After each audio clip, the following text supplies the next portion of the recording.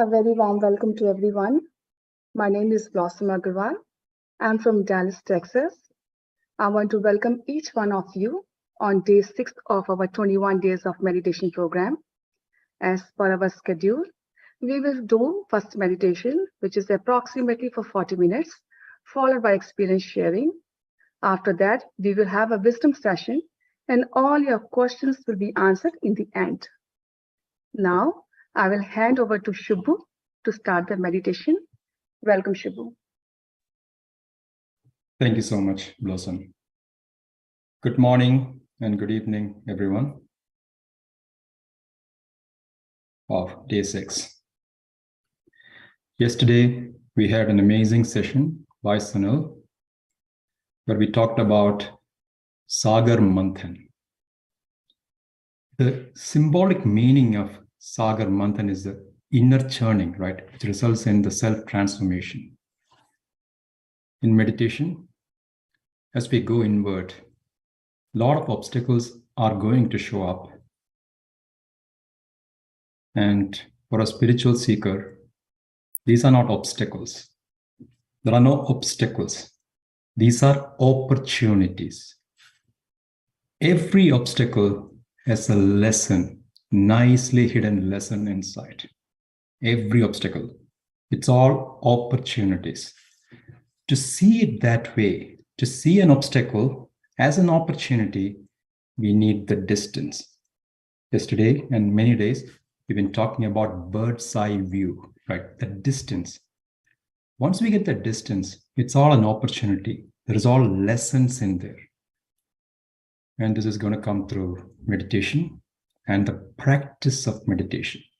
Diligent, consistent self-discipline and the practice of meditation, which is what we learned yesterday. Request you all to sit very comfortably.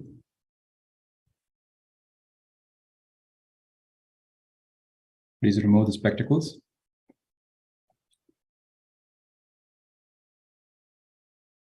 Very comfortably.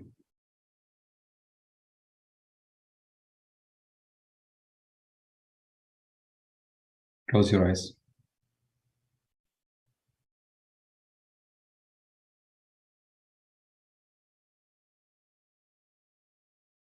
Let's be in the right attitude, an attitude of gratitude and contentment. Being alive is a good enough reason to be in gratitude. Everything else is a bonus. Let's start with a quote from great beloved master, Patriji. Be a master. One cannot become a master until one aims to be a master. This is the first step. Well, let's try and understand this a little bit. Master is the one who can create his own reality. And when we say master and creation of reality, there are 4 aspects to this.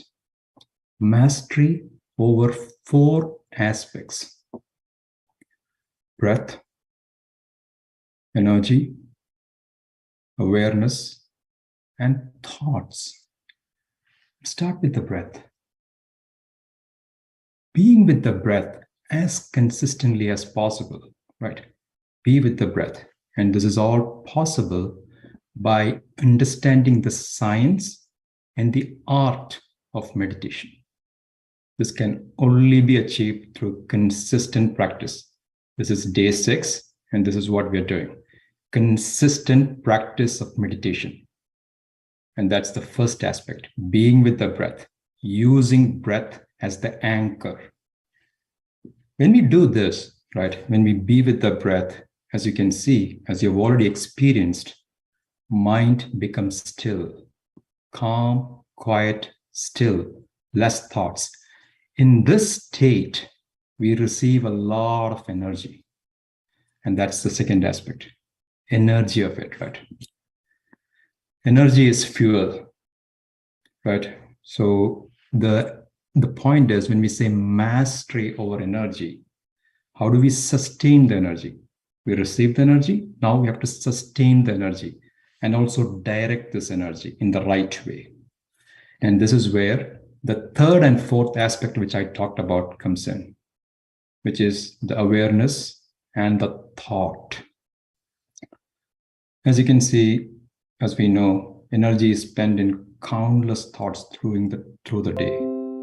A lot of these thoughts will just be randomly think about many, many things. This is where the awareness comes in, mastery or awareness, to cut down on the unnecessary thoughts. Cut down unnecessary thoughts. And when and how to use the energy is how we use that's where the mastery over awareness comes in. How and when to use the energy. So essentially, energize the right thought. Energize right thoughts. This is how we create the perfect reality for one and all, right? For ourselves and for everybody else. And this is how we become a master. Again, breath, energy, awareness, and the thought. As you can see, breath is the basis of all, right? That's how we get the energy, and we use the awareness to create the right thoughts, which is the basis of reality. Now, I remember Patriji's once said, the whole journey is a journey from wrong thinking to no thinking to the right thinking. It's the whole spiritual journey. It's all powered by meditation. So, from today, let's all aim to be masters. We are masters. Let's start our meditation with a lot of gratitude to the great Grandmaster Patriji. If you haven't closed your eyes, please do so. Please sit very comfortably and close your eyes.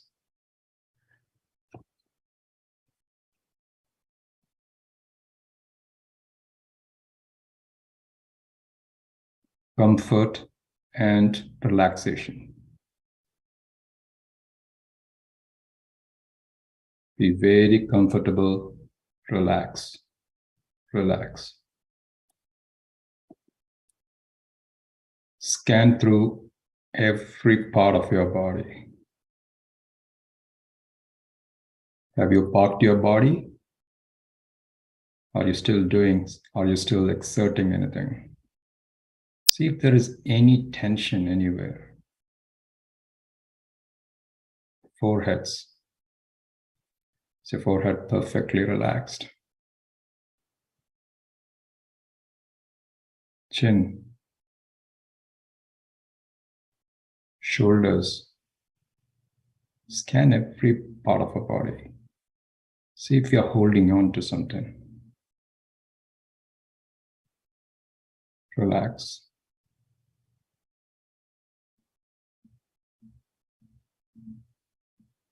Meditation starts with the relaxation of your body and mind. It starts with a part, relaxed body. Let's be as comfortable as possible.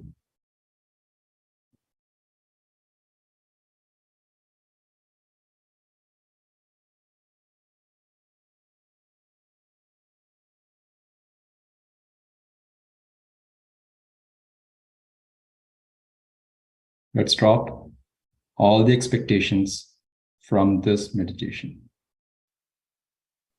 There is nothing for us to do. Our eyes are closed. We are here and now.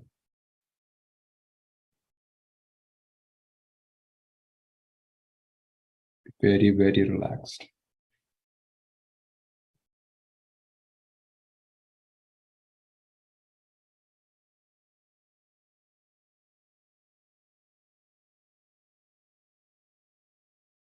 Now bring your attention to your normal, natural breath. No manipulation of the breath. Breath is naturally occurring. There is nothing for us to do. Body is breathing, and we are observing.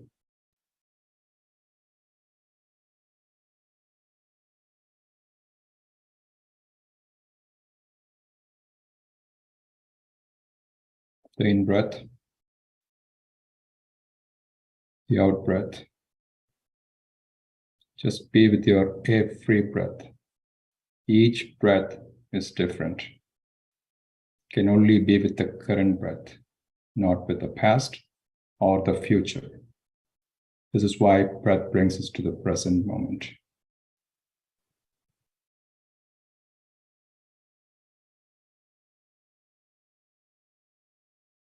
If thoughts arise, simply come back to your normal, natural breath.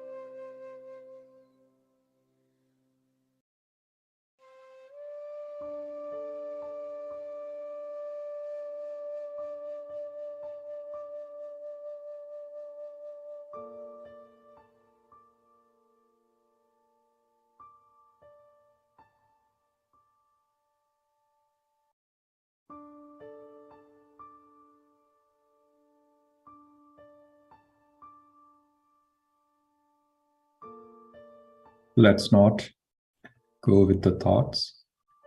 Be with your breath.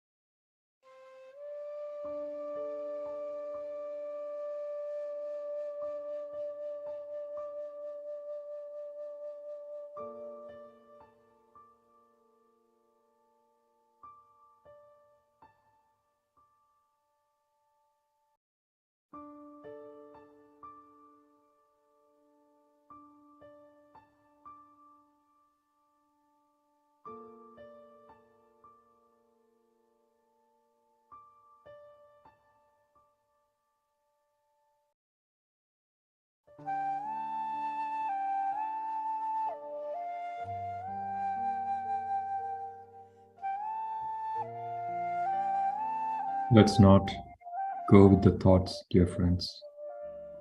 Be with your normal, natural breath.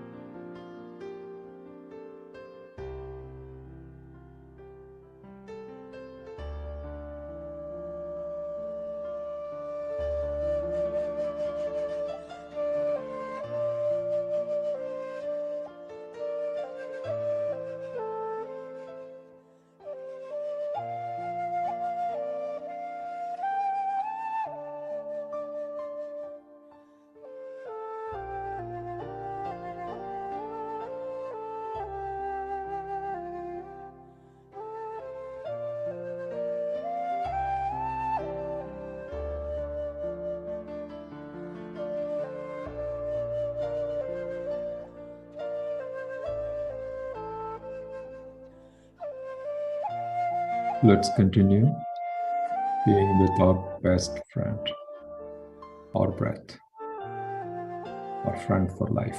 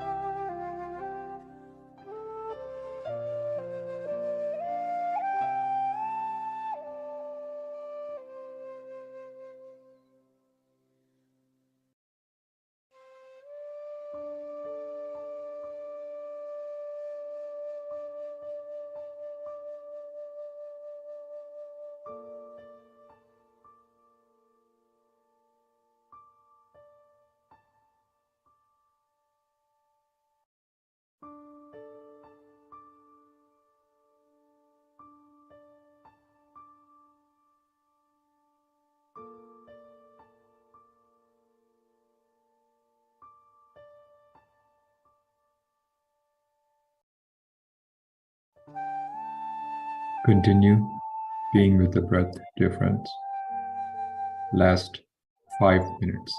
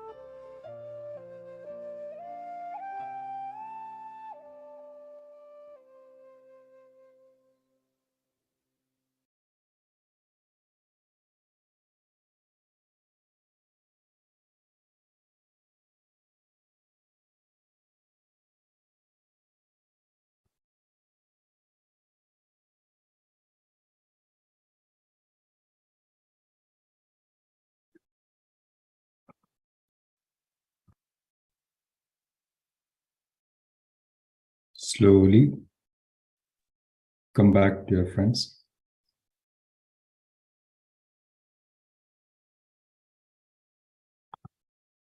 Please take your time. No hurry at all. Take your time.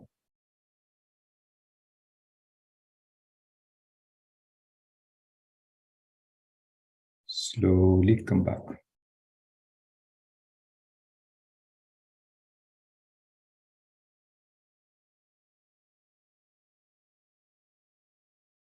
And clasp your hands. You may rub your hands. Slowly place them on your eyes for 5 seconds. 5, 4, 3, 2, 1. With a huge sense of gratitude, open your eyes.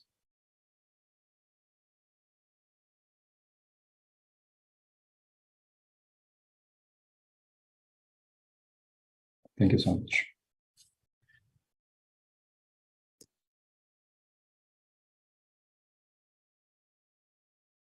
Thank you, Shibu, for taking such a wonderful session. Your guidance is helping all of us a lot. As you said, we have to change our thinking. We have to change our thinking from negative thinking to no thinking to positive thinking. And body is for breathing, and we have to observe. Each breathing is different, and we can only focus on the current breathing, and that is awareness. With consistent practice, we can be in awareness. Thank you so much for the wonderful session. Now I would like to introduce our guest speaker, who will share her experience with all of us. Her name is Sindhu. Sindhu is from Dallas. She's at college pursuing her undergraduate degree in neuroscience. Sindhu got introduced to breath meditation from her mom when she was 16 years old. She was very reluctant to meditation first, but then slowly she realized the benefits of meditation. Now she is a regular meditator and avid reader of spiritual books. So let's hear from her. Welcome, Sindhu.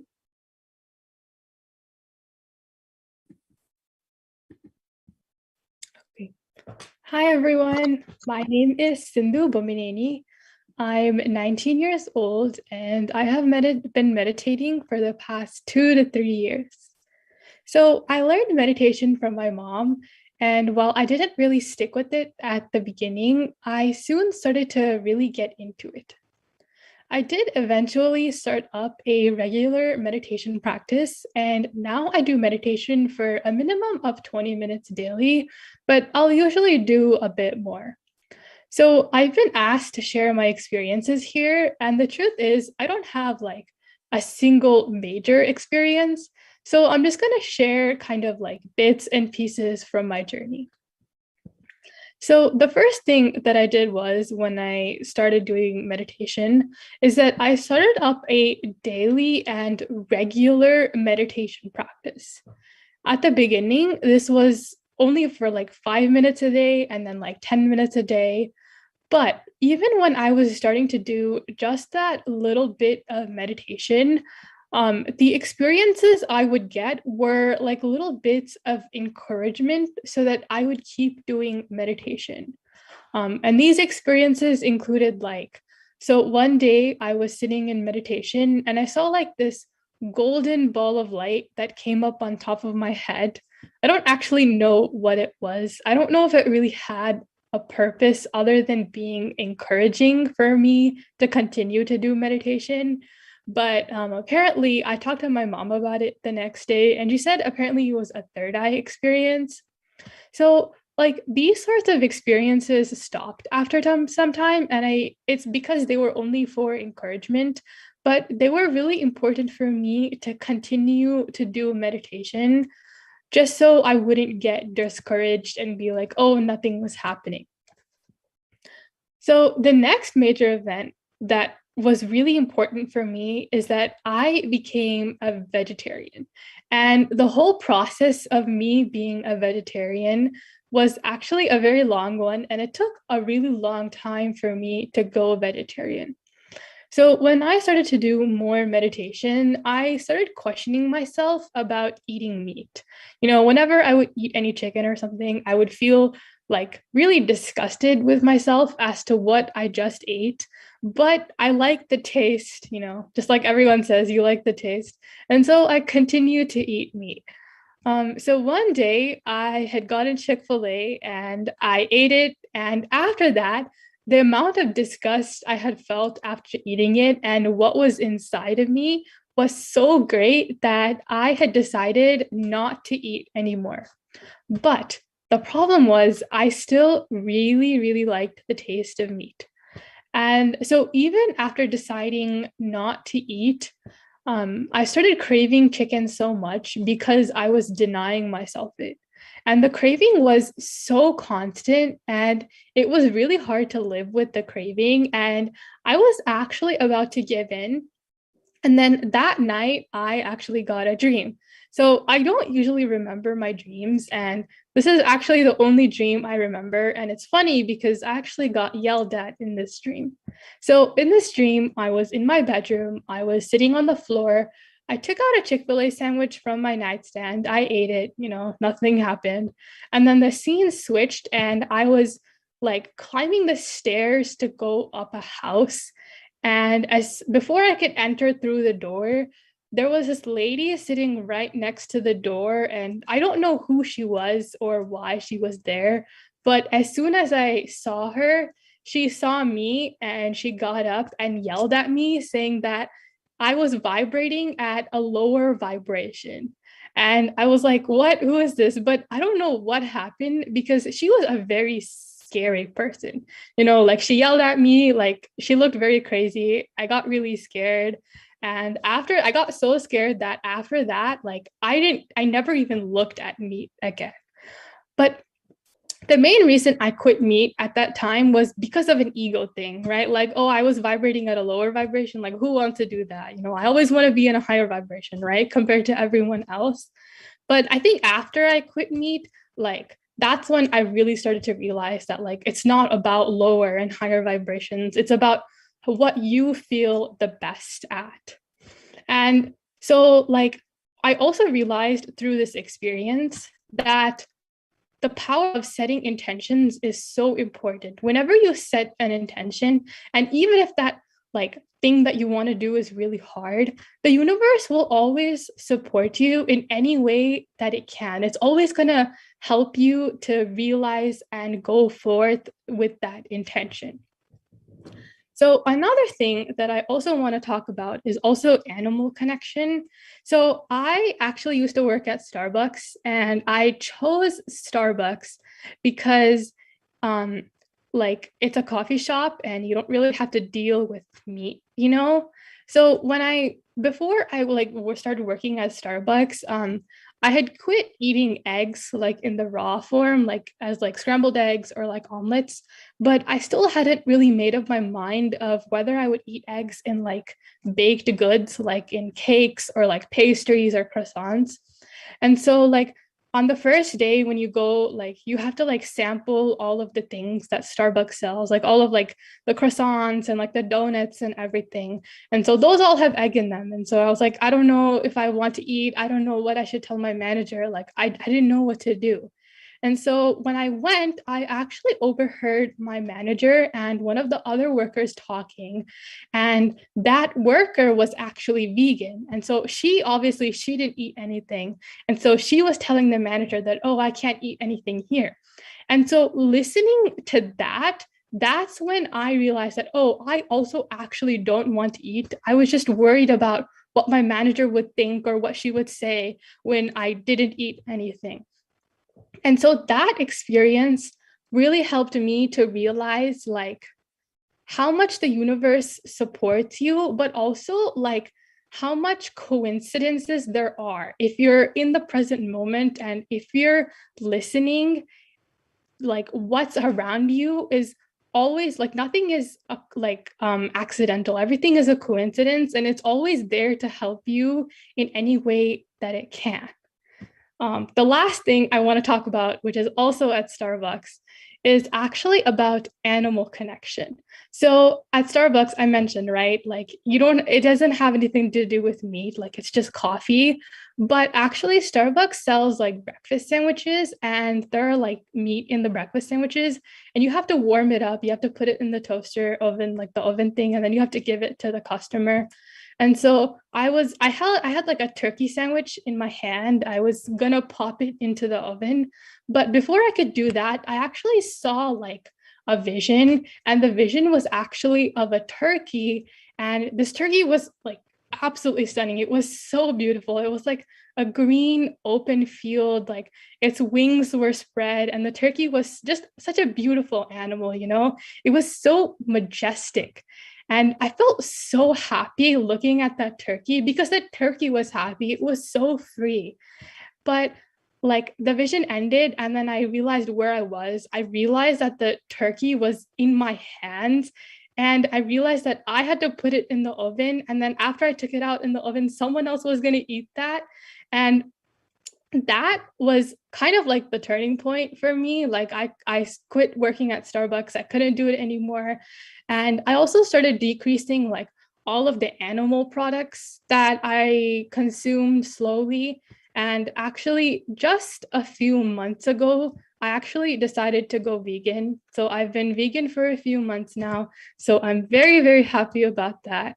And like the amount of importance that animal connection has played in my life is like really important for me because it has helped me in all other aspects of my life too.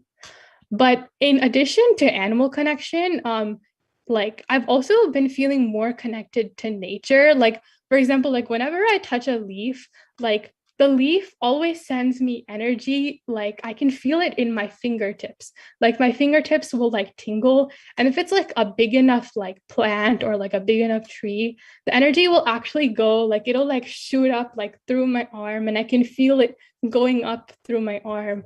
And it feels really good because it's like oneness, you know, you feel connected to the earth and you feel connected to what is around you. And so animal connection and nature connection have been very, very important for me. But I would say that the biggest change and the biggest thing that has helped me is reading books.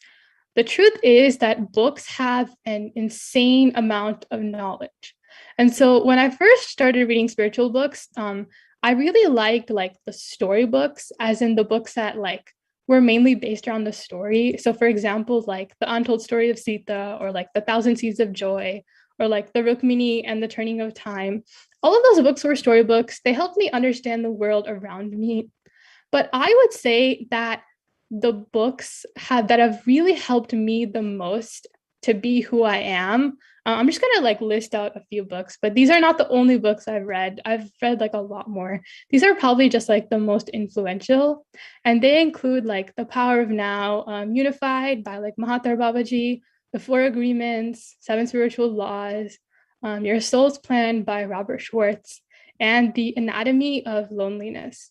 And so the reason I say that these books are really important to me is because they have helped me become a genuine and authentic person.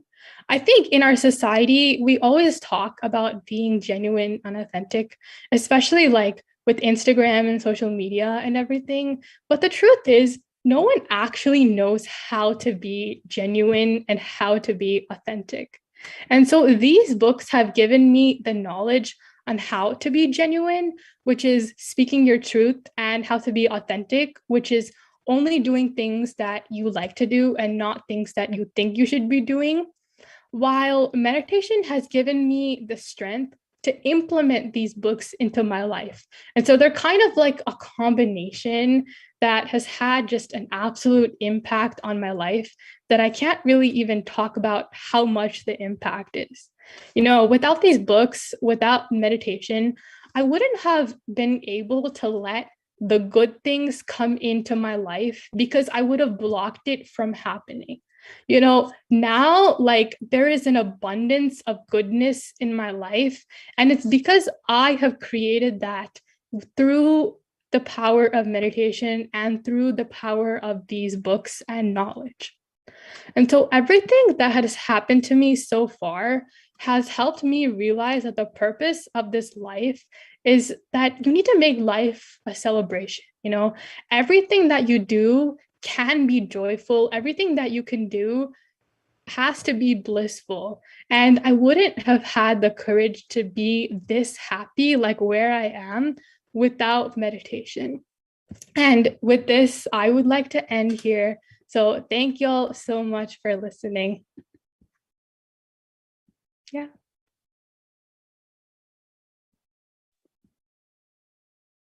Thank you, Sindhu, for sharing your experience. It's very violent.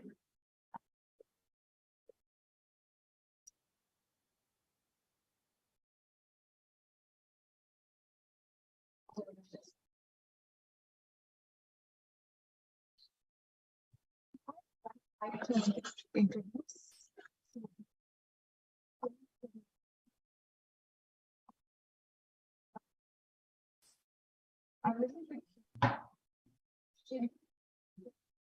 Family is a mother of two and works as a manager in IT firm based in Atlanta. She was introduced to meditation in 2003. Enjoys reading spiritual books, gardening, hiking. Her favorite subjects are the law of attraction, Ho'oponopono, and gratitude. Welcome, Surajna. Hello, Blossom. It's a beautiful name. Thank you, Shibu, for the wonderful meditation. It was amazing to hear from such a young meditator, Sindhu. And I think she set the ground for my session. You know, I love reading, and today's session is mostly based on one of the recent books that I came across.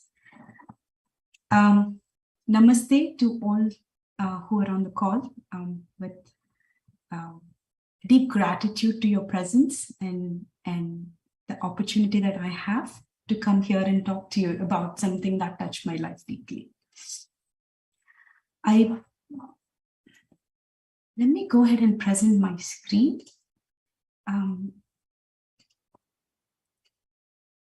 Blossom, tell me when you see it. Yeah, we can see your screen. You can see my screen. Thank you. Is my voice audible? Yes.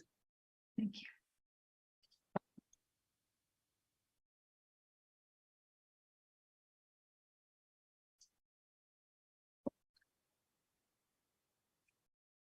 So today's session, we're going to talk about Arishadvargas.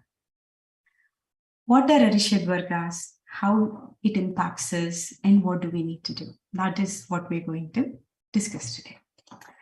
The meaning of the word Arishadvarga, it is a Sanskrit word, and it means a set of 6 vices. Vice meaning immoral or wicked behavior. It also is called sometimes as Shadripu, which means 6 enemies. And to discuss, to learn who are these 6 enemies and how they impact us and how we can conquer them, we're going to take help of one of the most accelerating discourse on Bhagavad Gita that I recently came across. It is called God Talks with Arjuna. This is a spiritual discourse of Bhagavad Gita written by Paramahamsa Yoganandaji, who is a self-realized master. And he describes Bhagavad Gita, the divine song, as the immortal dialogue between the soul and the spirit. And we're also going to draw a lot of parallels, just like yesterday we learned about Sagar Manthan. We're going to understand who these Arishadvargas are and how they impact us by drawing parallels with Kurukshetra. I assume most of you are to some extent familiar with Mahabharata, the characters in Mahabharata. I'm going to refer to some of those characters, and I will also present some background in case you don't fully know them. So what led to Kurukshetra? What led to Bhagavad Gita, right? It started with Pandavas and Kauravas. They are a family, they're cousins, and they had very different characteristics, and they stood for very different things right from the childhood.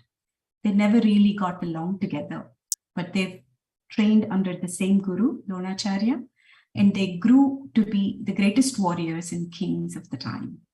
And when they grew older, at one point, they played a game of dice between Pandavas and Kauravas, and Pandavas lost the game, and because of which they had to go in exile.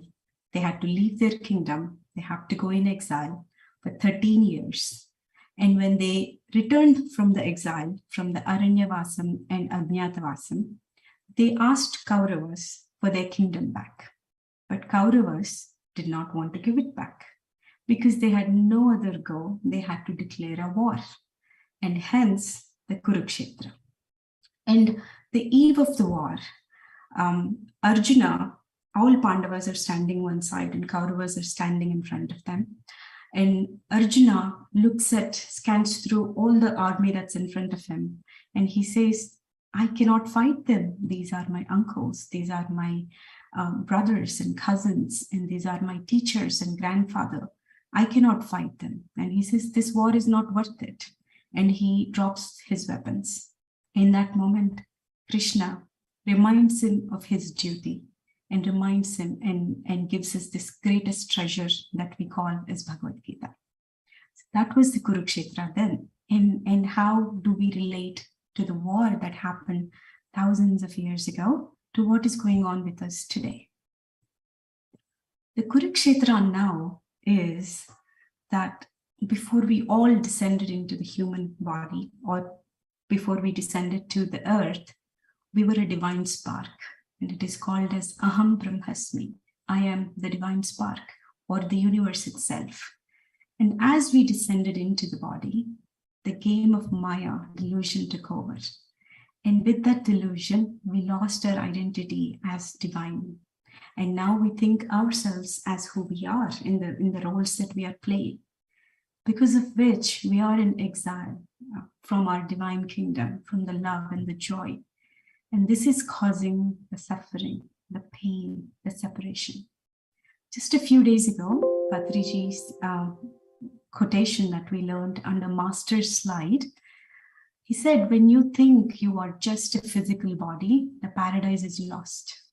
When you understand you are the soul, the paradise is regained. So how do we get our rightful kingdom back? How do we gain the paradise back?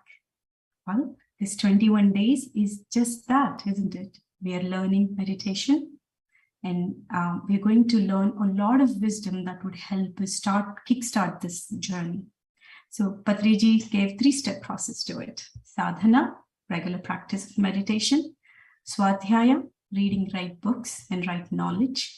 And Sajjana Sangatya, being with the right kind of people, sharing experiences and listening to others' experiences.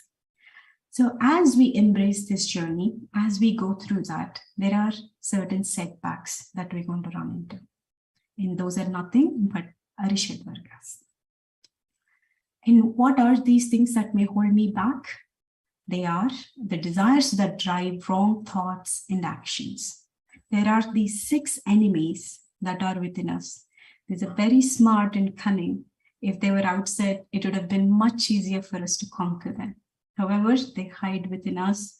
They're very cunning. They see when we are not expecting, when we are not anticipating. Our lack of awareness is what they take advantage of.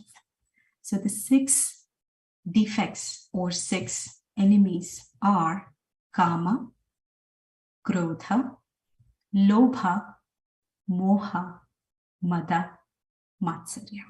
So it is material desire, anger, greed, delusions and temptation, pride, and jealousy. And we're going to understand each one of these by taking help of Mahabharata story itself and the characters. So the Kurukshetra that you and I are fighting is replacing our ego consciousness with soul consciousness. That is the battle that we are embracing. Within us, we have Pandavas and Kauravas. Pandavas represent positive tendencies. Kauravas represent the negative tendencies. In here, each character in Mahabharata it's a representation of a certain quality within us. For example, on my left, you see Pandavas. The calmness is represented by Yudhishthira. Pranayama, the breath meditation, is represented by Bhima. Self-control is represented by Arjuna, the warrior. In this case, you and I are the warriors. We are the Arjunas that is fighting Kurukshetra within us.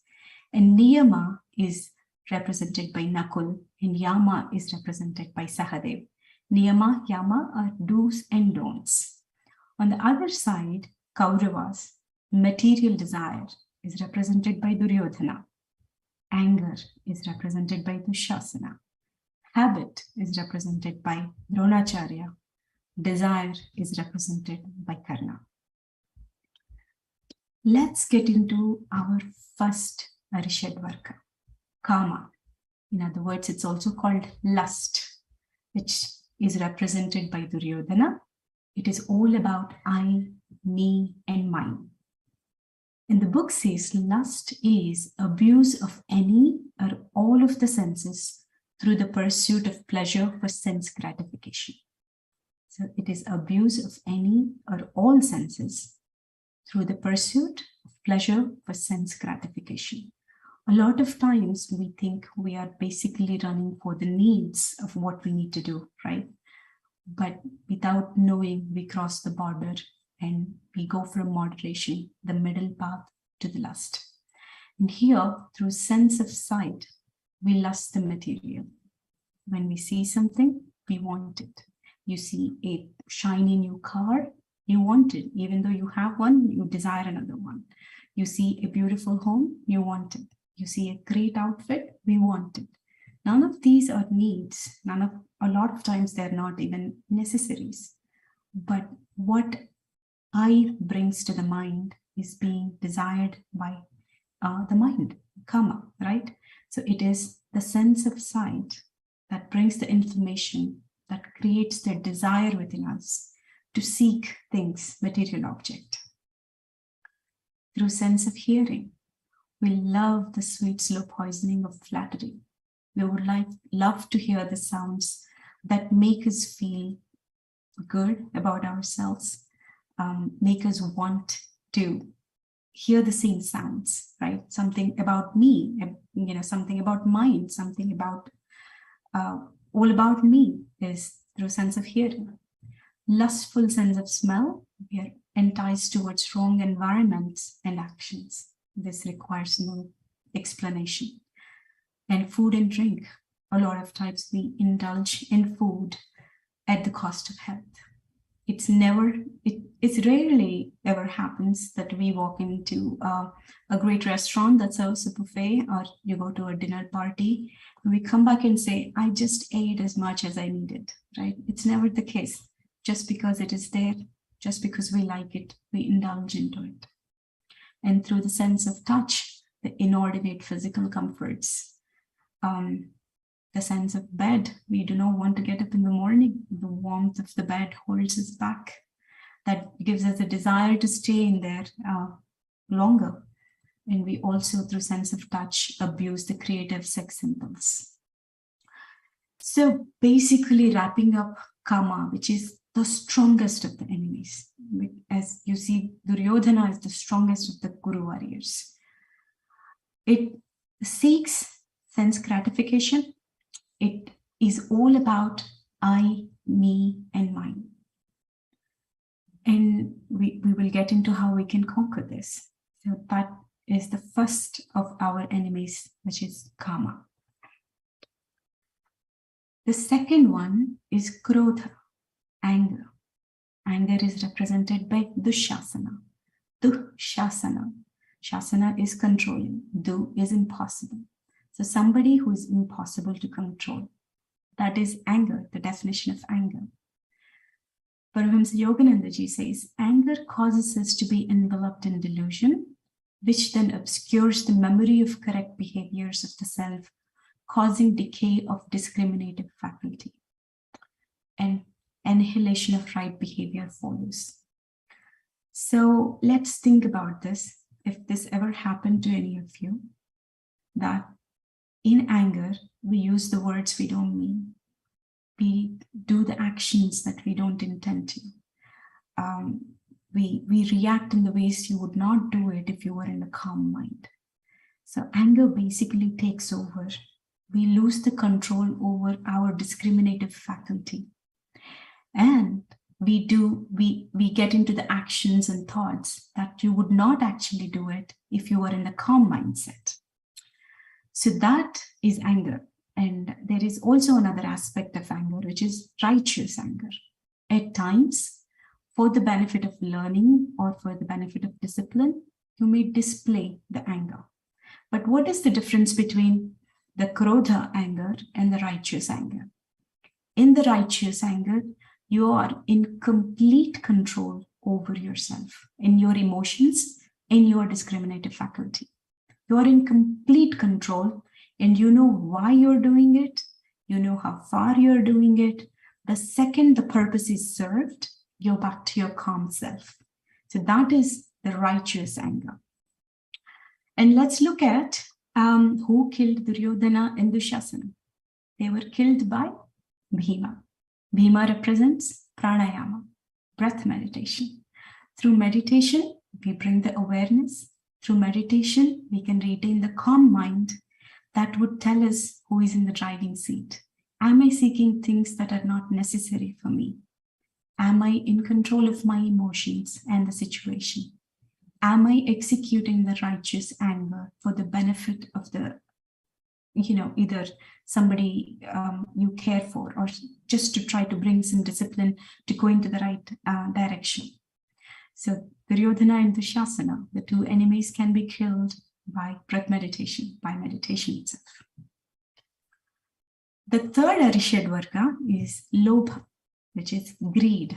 And this is represented by Karna, who represents attachment, and Vikarna, who represent repulsion. So there is a pull and push that goes between that. And from childhood, most of us are conditioned to be governed by their ego and hence led by their feelings and guided by scheduled likes and dislikes. Okay, let's read it one more time. From childhood, most of us are conditioned to be governed by their ego, hence led by their feelings and guided by scheduled likes and dislikes. We are all domesticated, isn't it? That we think that in school you need to like this, you need to do this. As you grow into your older and you start your jobs, then you need to have a house. You need to develop liking for this. You need to accumulate money, and you should stay away from this. You should not be poor. You should not be, too charitable. You see that there are a lot of domestication that happens based on the conditions in the family we live in. And this creates an enslavement. The enslavement to likes and dislikes is what causes us to develop greed. So there is a push and pull. We go towards what we like, and we try to run away from, the things that we repel from. So the greed actually causes a lot of side effects within us. Because of the greed, we tend to steal, we tend to exhibit dishonesty, we cheat, and we self-serve it. And all of this is at the expense of well-being of others. So Lobha, not good. The first three are the most difficult things that are to be conquered of all 6 Arishadvargas. The next one is Moha, delusion, temptation. And this is represented by Shakuni. Shakuni was the maternal uncle of Kauravas. So Moha is noted for winning battles with deceptive bewilderment of his opponents. Moha is deception and temptation. If you think about Kurukshetra, what led to Kurukshetra, Yudhishthira gave into the temptation and he played the game of dice that caused him to be separate from his exile, and that caused him the whole Kurukshetra war. The same way, we give in to our temptations, and that separates us from the soul consciousness, and then we have to fight our battle back to it. And if you look at who killed Shakuni in Mahabharata, Shakuni was killed by Sahadeva, who represents Yama, the power to resist bad, the don'ts, the power to resist bad and temptations. So at times we can develop willpower. I will meditate every day. I will read right books. I will engage with right friends, and I will spend time. I will be honest. I will be kind and and compassionate towards others. These are willpowers that you can encourage the good behaviors within. At times, we also need to develop the want power, the yamas. The yamas could be, I will not be lazy. I will not let my laziness get into my spiritual path. I will not lie. I will not cheat. So we have to develop from time to time the want power to keep us away from delusion and temptation, because at times prevention is better than cure. The next one is Mada, pride, which was represented by Shalya. Shalya was a brother of Madri, who was mother of Nakula and Sahadeva.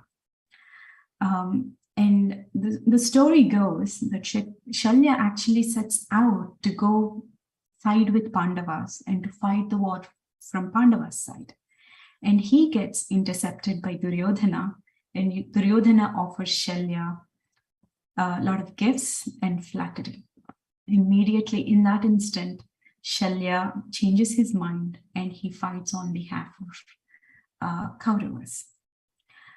The love for I, the ego self, that is constantly on the offensive or defensive to support and promote the interest of self. So this is the pride. This is, usually we use the word ego and pride interchangeably, but ego means slightly different when we come into the spirituality.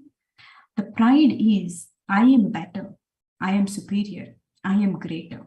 And to hold this image, oftentimes we go on either offending others to feel better about ourselves, or if the occasion presents that where we have to defend, we fight tooth and nail to defend that we are better, right? Have you ever been in an argument that never ends? Everyone wants to have a higher hand. And that's because of the pride, the mada within us. And I want to draw everybody's attention to this particular Arishadvarga, is because we have to be watchful, especially for all spiritual seekers. As you embrace the journey now, maybe you're the only one in your house that is meditating in your environment. And how do you feel about that?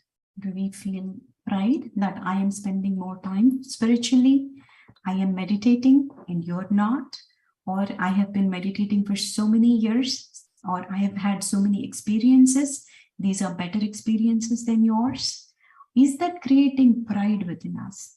Or is it making us more a compassionate person?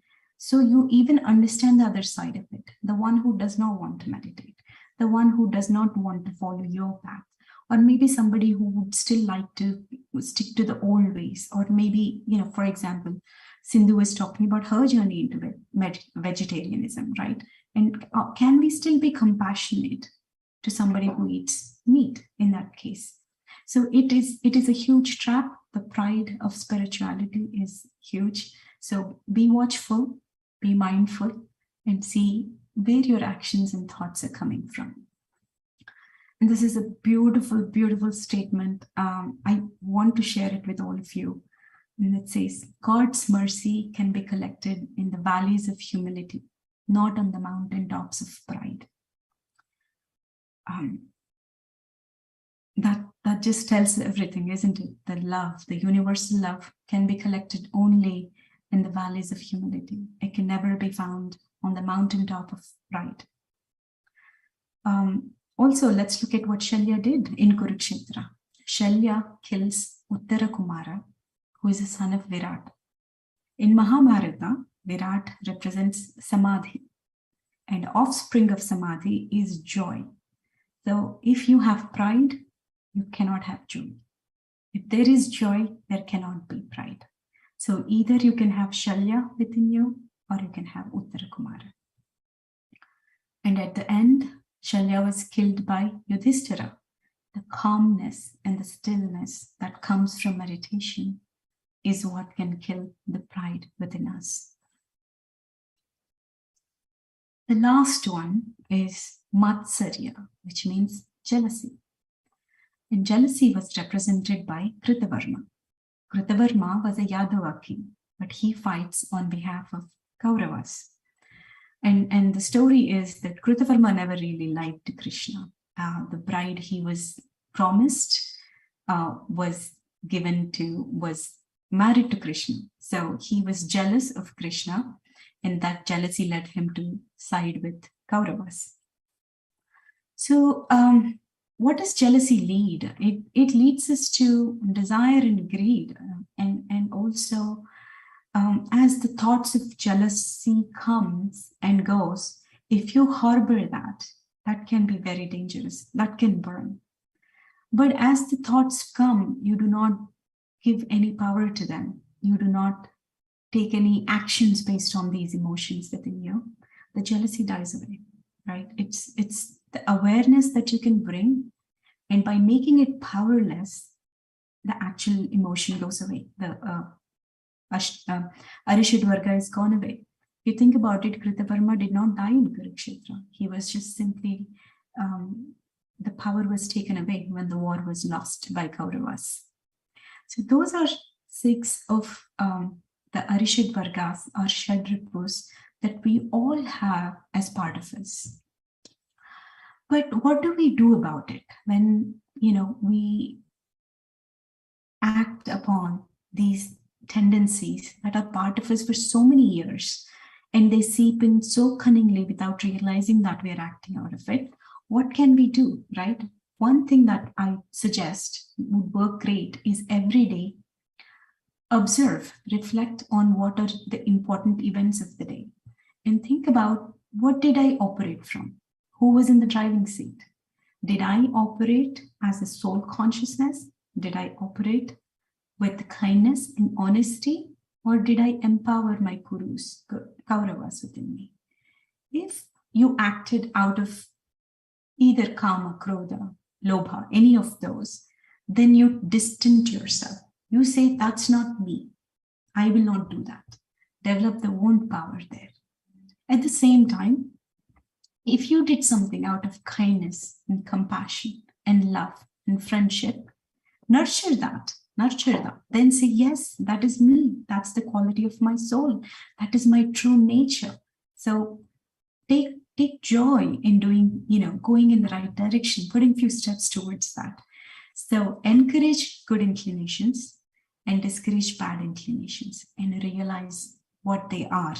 So that requires observation, which Yashaswini talked to us about it, right? Observe your feelings, observe your thoughts. With that, the awareness automatically comes, right? And I actually saved the best story for the last. In Mahabharata, ego was represented by Bhishma. Bhishma was the son of Ganga, who was a great warrior, a venerable person. He did incredible sacrifice just to keep his father happy, and he stood by the family. But what went wrong is, even though Bhishma knew Pandavas and Kauravas cannot exist together, he wanted them to be together, and he wanted them to coexist and be happy with each other. So in this case, ego did not pull its big stake on Kauravas, right? He did not tell Kauravas that what you're doing by denying Pandava's kingdom is wrong. He didn't put his foot down, and he did not. He could have done that, but he did not do that. And through the war also, he fights on behalf of Kauravas. So he basically empowered Kauravas. And until Bhishma died, none of the Kuru warriors died. Only as the ego starts to die is when the rest of the negative tendencies will disappear from your reality and your personality or your ego. And who killed Bhishma? Well, Bhishma was killed by, is it by Shikhandi, or is it by Arjuna? Not really. Bhishma gives out the tip to Pandavas that you bring a woman in front of me and I will drop my weapons. And that's exactly what Bhishma did. As Shikhandi comes in front of him, he drops his weapons and Arjuna shoots arrows, and he still doesn't die. He actually sleeps on Ampashaya for several days, and finally he summons the death. He has the boon or blessing of having Ichha Maranam. He can decide when he wants to die. So what is the spiritual significance of it? It is the ego that is awakening the seeking within us.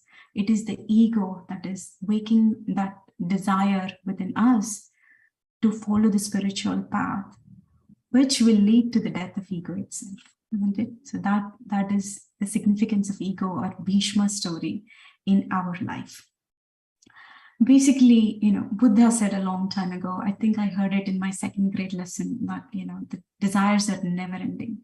And I was very disappointed. And I thought, maybe if I didn't know, I would have fewer desires. That, now I'm stuck. Oh, my desires are endless. The desires are endless is because we've forgotten the soul.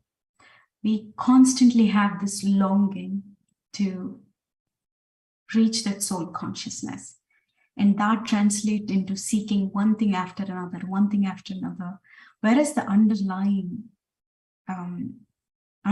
reason for that seeking and longing is that the soul wants to be one with the universe. The soul wants to be one with the spirit. And that self-realization is what actually can put a period to all of the desires and Arishadvargas. I wish you all an extremely great journey with a lot of love and light. May all of you realize your full potential. May all of you win the Kurukshetra within you. May all of you replace the ego consciousness with the soul consciousness. And we are in this together. Thank you very much. Over to you, Blossom.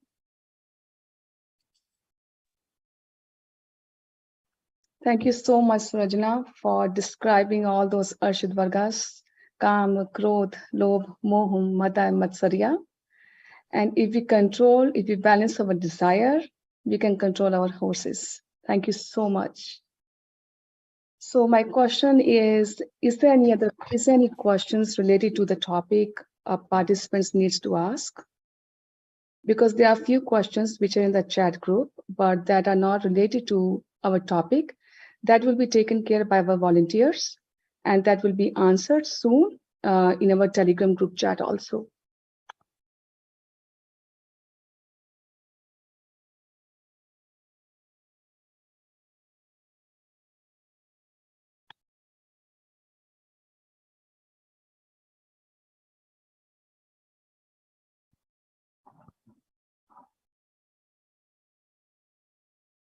Lakshmiji, you can ask question.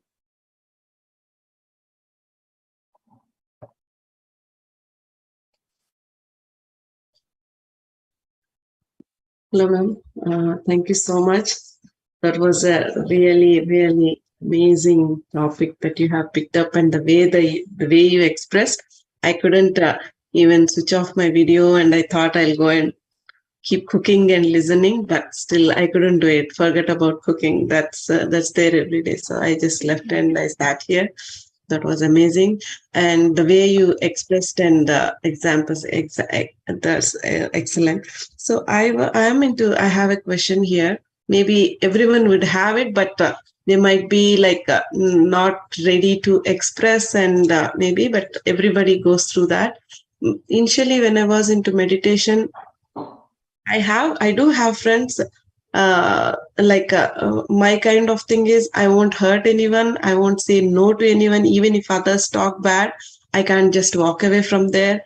I just have to even nod my head at least, or say, yeah, you are right. I was in a confusion. Why I'm like getting into such kind of people? Why should I face? Because I can't say yes to them and I can't say no to them. So that was my question. Whenever I get into the meditation or something, give me satsangam, put me into the. It's not that I want to get away from the people and make enmity kind of thing with the people, but I don't know. I can't on the face. I mean, I see so many like Shivani ji saying like, you can just say them that, sorry, I'm not into this. I can't listen to all these things. Like I'm not such kind of person who can say boldly on the face kind of. So then it slowly, like, I don't know what happened, like whatever, it just the distance was maintained. It's not that we fought or something, but the people who talk such kind of things, they are maintaining the distance kind of. But in case, even if we come across people who keeps complaining about everybody, I keep telling them that's okay, accept it as gracefully, but they won't understand. But still, like, how do we, like, if they are close to us, suppose they are well wishers, or suppose they are friends to us, but if their thoughts are not good, kind of we see Arishadvargas in one single person, we can find it all will be there, like like that could be a talent out of having all Arishadvargas. But how do we stay away, or how do we come across such kind of situations? Lakshmiji, there are two ways to go about it. I think this is my personal opinion. Is it impacting you? Or are you able to be detached, be in the situation, social setting? Or is it impacting you? If it is impacting you, you know the answer. You need to step away. You need to create some distance and not engage. But if you're able to be in the situation, if it's not impacting you, can you be in the situation and create a detachment? Not be affected by those thoughts, not absorb all of that. Like, Bhagavad Gita says about it, right? Be a water drop on the lotus leaf. Nothing touches that, right? That's something that you can practice. Your friend is presenting you, or whoever that is presenting you with all opportunities for you to try this out. I think if you think about this by yourself, and is it important that are we going to continue to cross paths if you're living in the same house? If you tend to have it, the best thing is to try to create some detachment. Sometimes they're just venting out, create compassion if you can. But if it comes to a point that it is driving your energies down, if it is creating, disturbance within you, there's something called cutting the cords. Just be aware that your energy is being drained. It happens. Some negative people can do that to us, where we allow them to drain our energies. With awareness, create that I cut this cord. So, more and more you emotionally develop the detachment. You can be in the same setting and you come back as fresh as you left before you met them. Excellent. Yeah, you're right. Thank you so much, Sagar, and for taking time in preparing the slides for this session. All credit goes to Sita. She's a huge help for all of us. She's godsend. Thank you. Thank you. Thank you. So our next question is from Ashokji. Ashokji, you can unmute yourself. Thank you. Thank you very much. Thank you, Anjana ji, for beautiful presentation. Actually, 2 days back, there was a wisdom sharing on power of observation.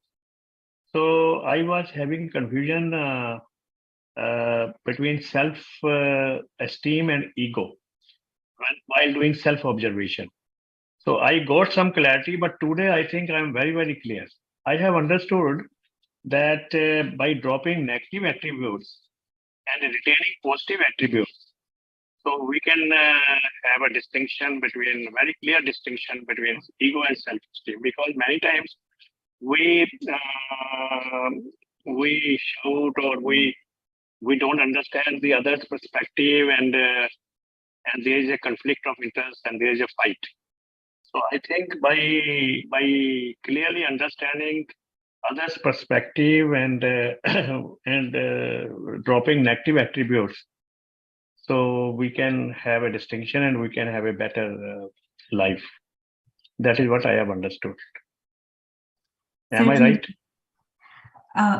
Certainly, Ashokji. And my understanding of ego is my idea of who I am is my ego. And my idea of who I am separate from the soul consciousness. If my idea, if you ask me who you are, the day I say I am Atman, I am the divine spark, is where I am completely conducting myself as a soul, living in this outfit of my character and my role today. That's probably what all realized masters do. That's what Patriji does. He operates as a soul consciousness, which is infinite, which is ever present. This is just a game that we are playing with life. But we live in our roles. But it is a journey to get there. And the ego consciousness is our idea of who we are. And we use all our Arishadvargas to strengthen that idea and to present that idea to everyone and to retain that idea of who we are. So that, in my opinion, is what I understood after I get into the spiritual path of what ego is. And definitely those Arishadvargas, the negative tendencies that enable, that fuel the ego, is what we want to move away from. And so sorry. So do we correlate, because when Duryodhana refused to give 5 villages to the Pandavas, each Pandava 1 village, then even Lord Krishna said, okay, there will be Kurukshetra. So that was a self-esteem. That was the point of protecting self-esteem. So that is what I want to know. That's right. And you have to fight for what is rightfully yours. And that is the dharma. He said it is okay. And you have to fight for what is rightfully yours. Okay. Thank you so much. Thank you. Thank you. Is there any other questions?